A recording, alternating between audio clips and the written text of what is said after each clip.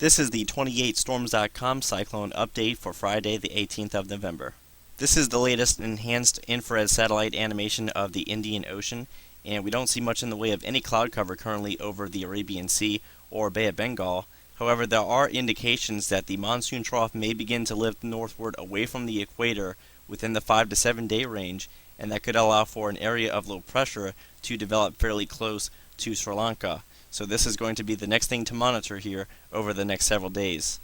We will touch more on that probability in just a moment, but if we venture into the southern hemisphere really quickly, this is now a look at Australia, and there continue to be no organized tropical disturbances anywhere near the continent, so we're looking fairly good in this area.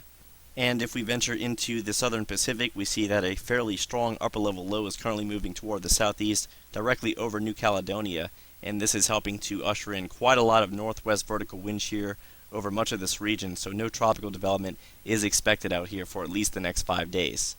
This is a look at the upward motion anomalies across the globe as of yesterday. This is the most recent image available, and we can see that much of the maritime continent is getting shut down by the negative phase of the Madden-Julian oscillation, and the current minimum is located over the eastern half of the Indian Ocean, but we can already see the enhancing phase trying to come back around here over much of the southern Atlantic, extending eastward into Africa, and this is going to set up over the Indian Ocean in roughly 1 week, and that is around the same time frame that the models are beginning to show development, or at least the prospects of development.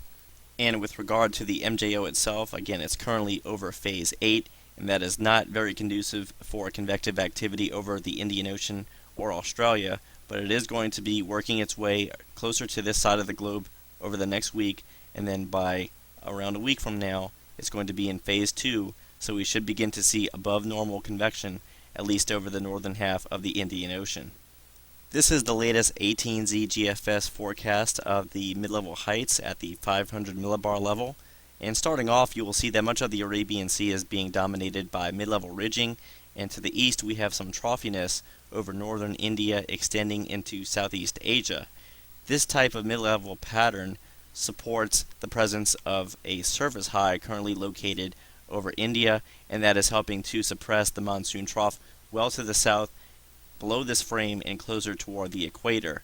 But in order for tropical cyclogenesis to occur, that monsoon trough needs to be bumped a little bit more toward the north, and as we see over time, especially as we go into days 4 and 5, this mid-level ridge is going to continue advancing toward the east. The mid-level ridge will then be situated directly over India, and the high at the surface will be a little bit more toward the east over Southeast Asia. That is going to promote more of a return flow out of the southeast, and we're going to see a buildup of moisture and heat energy across much of the Bay of Bengal, and that is when we will begin to see the prospects for tropical cyclone development. So with that in mind, this is now the sea level pressure and precipitation forecast, and over the next 72 hours, much of the northern Indian Ocean should remain quiet, but then the prospects for that area of low pressure to form begin to go up here, especially just to the east of Sri Lanka. This is now by day 5, and we have an organizing 1008 millibar surface low that becomes a little bit more prominent, especially as we work our way into day 7. So as of right now, none of the models are showing a true tropical cyclone, but they are at least alluding to the possibility that we will have to start monitoring this area for at least a minimal cyclone formation. This is the day 6 ECMWF sea level pressure forecast for much of the Indian Ocean, and much like the GFS around the same general time frame, it is lowering surface pressures down to 1006 millibars just off the coast of Sri Lanka and also just to the south of India, and that just adds more credibility to the idea that we will be closely monitoring this area in the coming week. Meanwhile, none of the dynamical models are showing any development in the southern hemisphere, so we are looking fairly good down there at this time.